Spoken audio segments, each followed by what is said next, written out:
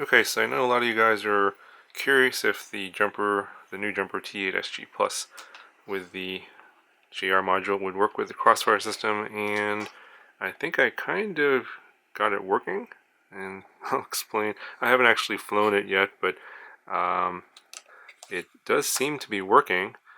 Let me just power this up and I'll show you what's going on here. It's I'm a little bit of a mystery as to how or why it's working. Why I can't explain, but I can just show you that it does work. So, powered up my flight controller here, and this is the nano receiver. You see that it's got the red light, no signal, and I got my Crossfire Micro transmitter in the JR module bay of the Jumper. I'll go ahead and power this on. And you can see now I have a signal, solid green light. Solid green light. Nothing unusual there because I did bind this already. And we go into the model here. I'm going to show you what it's actually, the radio does actually talk to the transmitter module.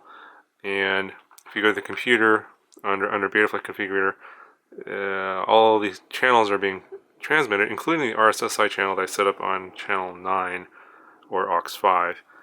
But the way I did this is you go into the model menu, the model setup, and under here, select ppm. So you can. This is where you can select your various like FreeSky, FlySky receivers, etc. I just selected ppm, and I did not change any of the settings in here. I'm assuming this is just like standard default settings. Maybe these could be optimized. I'm not too familiar on how to change these, if that would matter. Let's go back. And the other thing that you need to do is go into your mixer, and you need to reverse channel 1 aileron and rudder, and then set your scaling. So because the scaling is off, I think it goes from 1100 to 1900, and if you want to go from 1000 to 2000 on all the endpoints, then you have to adjust the scaling in the mixer. But that's pretty much it. Yeah, it's kind of weird. It works. Now, there's one caveat.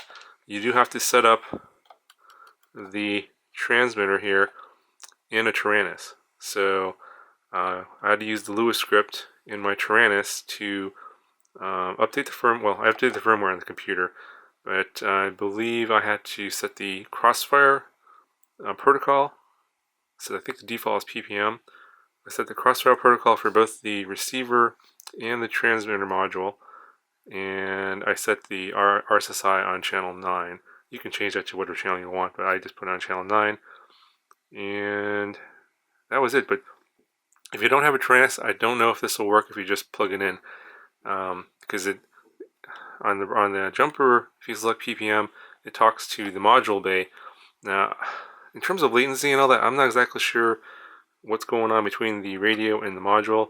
It might just be ppm, and then on the Tyrannus it might be some sort of serial protocol, or this could be doing some sort of serial I just based on looking at the computer and the stick movements, I couldn't detect any additional latency of this over the Tyrannus. But I'm going to go ahead and install this into something and go and fly it and see if it's actually doing ppm instead of a serial protocol. That way you'll be able to see if there's any latency. If it's doing serial between the radio and the module, then you shouldn't be able to detect any latency, because the latency would be between the module and the receiver, and that's currently set up as Crossfire, and it's doing the Crossfire protocol and seems to be working.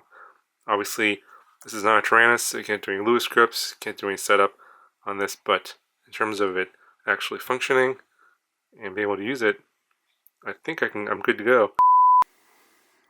Okay, so just to prove that this is working, I have this plugged into my computer. This is the receiver tab in Betaflight Configurator, and you can see I'm moving these sticks around. So, in case anyone doubts that I'm not telling the truth, here is your proof that it is working. Anyway, I know a lot of you guys were curious whether this would work or not, and it does seem to be working, but I have to actually need to fly it. So I will have another video and I'll report back later as to what the latency is like and what the flying experience is like. That should be pretty soon, so stay tuned.